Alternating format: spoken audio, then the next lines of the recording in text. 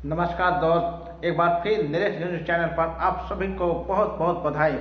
अगर आप मेरे चैनल में नए हैं तो इस चैनल को सब्सक्राइब करें, कमेंट करें, ताकि आपके समझ नए नए वीडियो आपके प्रस्तुति में लाते रहूँगा और अच्छे से आपको मोटिवेट करते रहूँगा।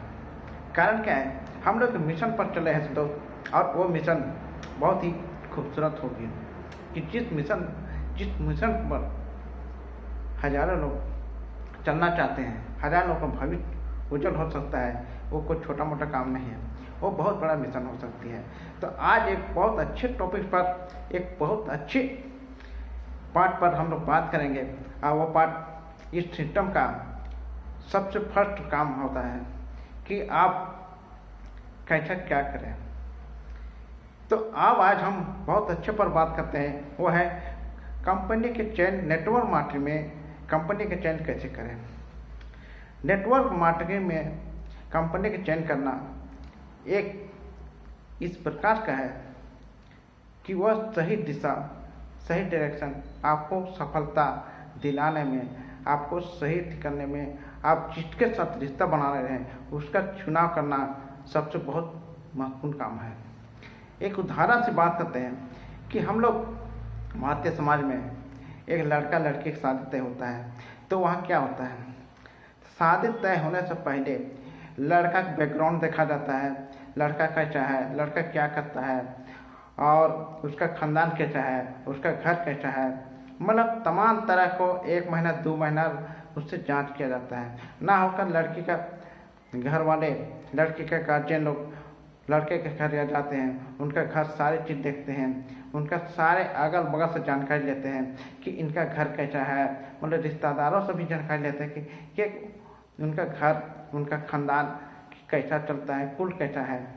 तो यहाँ पर उसके बाद आता है लड़का भी लड़की के यहाँ जाते हैं और उनका भी घर खानदान को सब कुछ जानते हैं, प्रयास करते हैं कि मेरे यहाँ जो लड़के आ रहे हैं उसका खानदान क्या है, उसका माँ बाप कैसे हैं, लड़की कैसा है, क्या पढ़ाई एजुकेशन कितना है, उसका सामाजिक व्यवहार कैसा है, घर का व्यवहार कैसा है।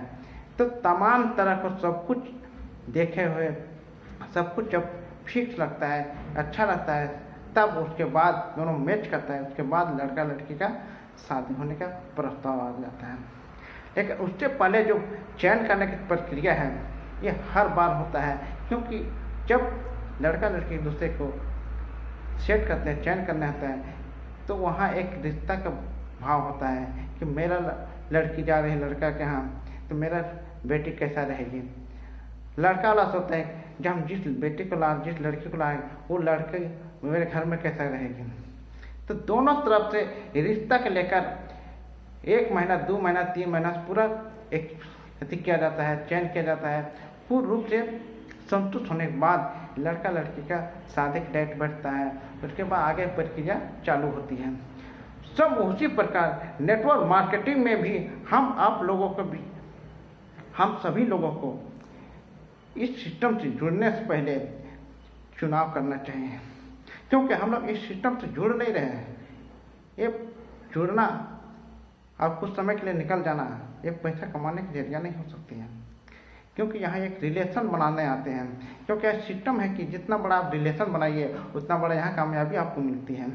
कि रिलेशन तब बनेगा जब कंपनी का चुनाव सही आप करेंगे। तो कंपनी का चुनाव करने में बहुत से पॉइंट हैं, मैं पॉइंट बाय पॉइंट आपको समझ जाता हूँ कि कंपनी क्या होते हैं। तो सर्वप्रथम कंपनी पहला नंबर पर है कि कंपनी डायरेक्ट एंड गाइडलाइन के फॉलो करना चाहिए। फॉलोवर हो कि उनका जो गाइडलाइन दिशा निर्देश दिया है उनके पूर्ण रूप से फॉलो करती है। और इंडिया में FDSA, उसके बाद DSA मतलब फेडरेशन डायरेक्ट सेलिंग एसोसिएशन, उसके बाद होता है कि आपका direct selling association of India. ये दोनों में रजिस्टर होना चाहिए, क्योंकि एक कंपनियों का संगठन है कि हम लोग को कैसे काम करना चाहिए, किस प्रकार से हम लोग को आगे कंपनी को बढ़ाना चाहिए, पूरा डायरेक्ट सेलिंग इंडस्ट्री को कहाँ तक ले जाना है, इस तरह का पूरे रूप से ये लोग किया जाता है। तो गाइडलाइन सरकार द्वारा होता है कि उसको फॉलो करना है, फॉलो कर रहे कि नहीं, तो आपका कन्फ्यूज खत्म हो जाता है कि एक कंपनी सरकार के बनाए हुए डायरेक्टली के गाइडलाइन को फॉलो करती है। दूसरा है आप फेडरेशन जो है, जो कंपनियों के द्वारा बनाया गया इस संस्था को फॉलो करना है, रजिस्ट्रेशन है कि नहीं। दूसरा पॉइंट है आपका कंपनी का प्रोफाइल। कंपनी का प्रोफाइल ये बहुत महत्वपूर्ण है। कंपनी प्रोफाइल में आपका होता है कि कंपनी कम से कम 5 ईयर्स ओल्ड होना चाहिए, इंडिया में रजिस्ट्रेशन होना, इंडिया से रिलेटेड होना चाहिए। अगर जिस देश की बात है, जिस देश में कंपनी है, जिस देश में वो संचालन करे कंपनी अपना नेटवर्क काम कर रही है, वहाँ का पूरा स्वामित्व होना चाहिए। दूसरा पॉइंट है, तीसरा पॉइंट आपका आता है कि कंपनी का प्रोडक्ट बेस्ड होने चाहिए। प्रोडक्ट बेस्ड भारतीय संस्कृति के अनुसार होना चाहिए।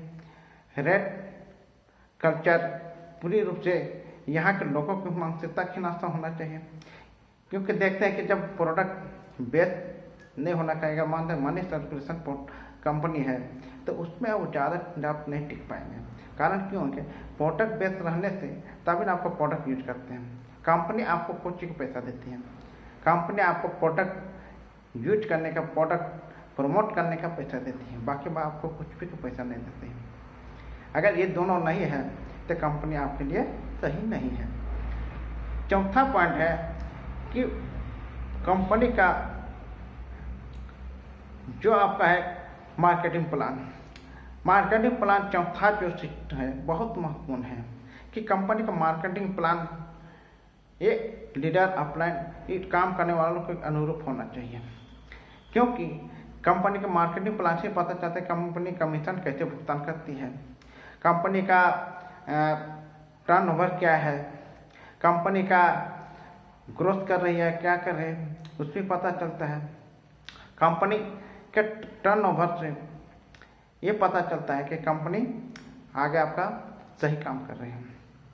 कंपनी का मार्केटिंग प्लान से ही हम लोग को जुड़ना चाहिए, क्योंकि मार्केटिंग प्लान से ही कमीशन का भुगतान, उस प्रोडक्ट डिलीवरी, सारे चीज़ इसी पर आ जाते हैं। क्योंकि कंपनी का मार्केटिंग प्लान ही हमको सक्सेस दिला सकता है, हमारे डाउनलाइन को सक्सेस दिला सकता है। मतलब जितने भी जुड़ने वाले लोगों को मार्केटिंग प्लान ही फोकस होना चाहिए। पांचवा है कंपनी का